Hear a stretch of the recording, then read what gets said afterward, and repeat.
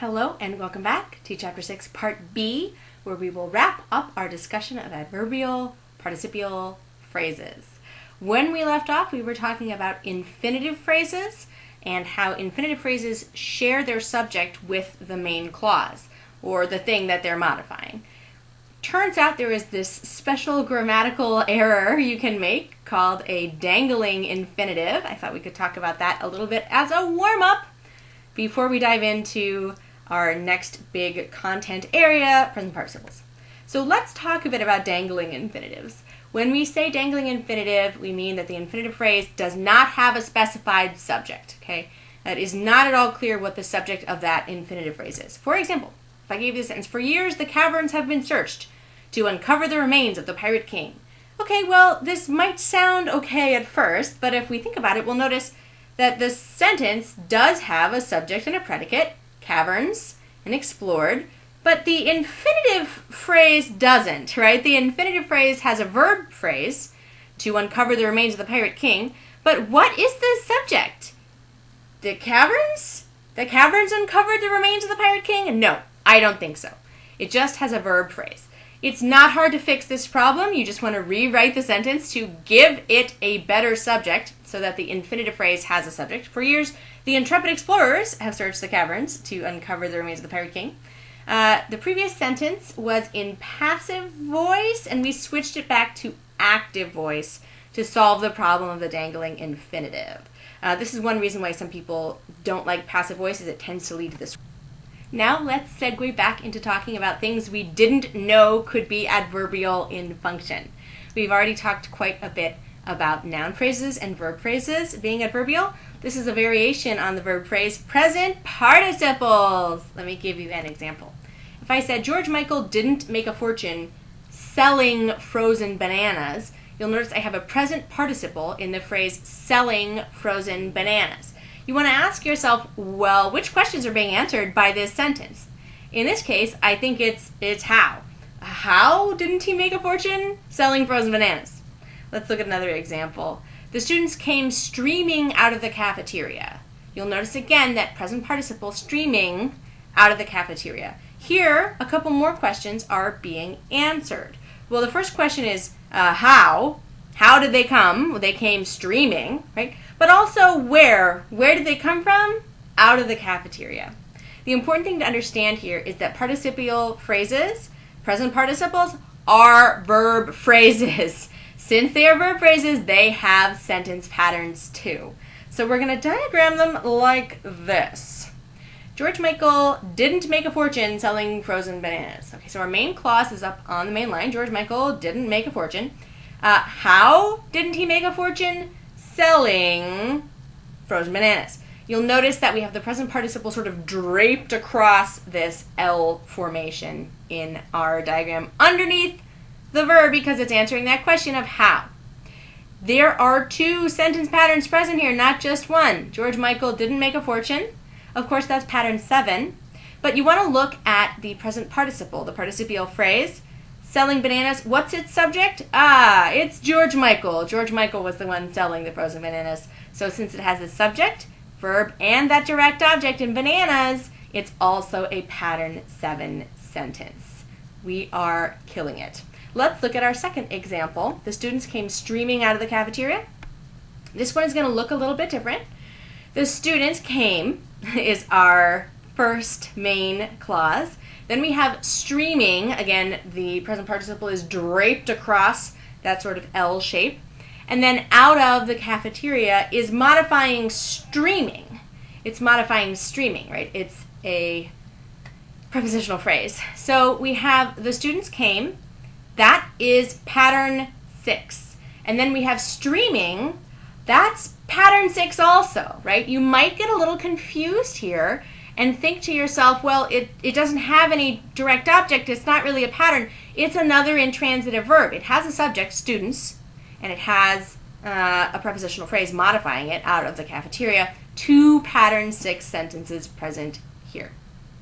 Let's talk a little bit now about independent and dependent clauses and how we're going to diagram them. We know for sure that independent clauses can stand on their own as complete sentences. They have that subject and predicate. Dependent clauses might have a subject and predicate also, but they're not going to be able to stand on their own. Let's look at an example. The crowd cheered raucously throughout the stadium when the quarterback threw the perfect spiral. Okay, so here we have a subordinating conjunction, and that is when, right? The quarterback threw the perfect spiral could totally stand on its own. It could totally stand on its own if it wanted to, right? But as soon as we throw that subordinating conjunction in front of it, like when, others include if, after, because, since, for, so, until, while. When we throw those subordinating conjunctions in front, then the clauses become dependent and they can no longer stand on their own. We are going to diagram them like this. The crowd cheered raucously throughout the stadium when the quarterback threw the perfect spiral. So we have our pattern 6 sentence in the main clause. The crowd cheered. How did they cheer? Raucously. Where did they cheer? Throughout the stadium, right? Then we are using that subordinator to connect verb to verb, our independent and dependent clause. The independent clause goes on the top. The dependent clause goes underneath it, verb to verb. The quarterback threw the perfect spiral. That's pattern 7. Make sure you identify the patterns for the independent and dependent clauses. Let's talk a bit about compound and complex sentences. This is a related concept. Compound sentences have more than one independent clause. Complex sentences have a dependent clause, and compound complex sentences have both. That's Napoleon, who famously had a complex. Let's take a look at a few more examples. What if I gave you the sentence, you must consider the alternatives before you make that decision? Okay, well here we have the main clause, you must consider, that's the auxiliary must there, you must consider the alternatives, pattern 7.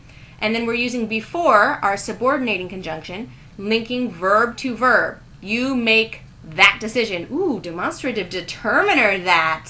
Yeah. So pattern 7 as well in this example. When we do independent clauses, joining two independent clauses, we will just put the conjunction, the coordinating conjunction, on that dotted line as well, joining verb to verb. So we'll diagram them the same way. No need to get all worked up about it. Let's talk a little bit about comma usage here. Comma usage is crucial when we're thinking about dependent and independent clauses. I feel like most of us are relatively familiar with these rules, but there are a few situations where you might ask yourself, hey, do I in fact need a comma here? Let's take a look. What about if we had a short noun phrase or prepositional phrase beginning our sentence? By noon we were exhausted. Well, here this is really a judgment call. You could leave it as written, by noon we were exhausted, or you could throw a comma in there, by noon, comma, we were exhausted. I tend to err on the side of commas, but you don't have to include one here. What about at the top of the hill, Jack and Jill reclined? Here we have a prepositional phrase as well, at the top of the hill, but it's much longer than the prepositional phrase in the preceding sentence, by noon. You might say to yourself, well, it's getting a little longer, so maybe I do want to throw a comma in there to avoid confusion. Remember, that's what commas are for, helping your reader understand exactly your meaning. At the top of the hill, comma, Jack and Jill reclined, but you're not going to get in huge trouble if you don't include a comma here.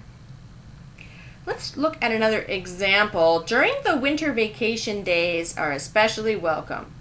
Okay, so here I think we absolutely do want a comma because we have some confusion about this adverbial at the end. During the winter or during the winter vacation days. It's very confusing where the noun phrase ends and where the rest of the sentence begins. We want to make it very clear that what is meant is during the winter, comma, vacation days are especially welcome. Not during the winter vacation days, comma, are especially welcome. That would separate the subject and predicate with the comma, which we do not want to do. Let's look at another example. This time we're going to have an infinitive phrase at the beginning of the sentence. To earn money for school, the soccer team held a car wash. Here I think you really do want a comma in between the verb phrase and the main clause. To earn money for school, comma, the soccer team held a car wash. How about I finally bought on my birthday a new bulldog sweater. Notice that on my birthday, this prepositional phrase has been inserted into the middle of the clause for dramatic effect. When that happens, you absolutely need to put commas around it. It only heightens the effect of your meaning, and it avoids all confusion. I finally bought, comma, on my birthday, comma, a new bulldog sweater. You might also have a parenthetical modifier of the entire sentence. We're going to talk much more about that in Chapter 10. But in your writing, if you had something like, luckily no one was hurt, it doesn't hurt to add a comma after luckily to make it clear that what you're trying to do is modify the entire sentence with this luckily. Luckily, no one was hurt. What's lucky? The whole thing, right? The whole thing, that no one was hurt. Lots of practice for us coming up here, so get to work. Cassidy says, we've learned a lot in this chapter, Chapter 6, and a lot of it is pretty confusing. So don't be afraid to come back to this video or Chapter 6 Part A. Pause, rewatch, take notes as much as you need to get it down. Keep up the good work, and we'll talk to you soon.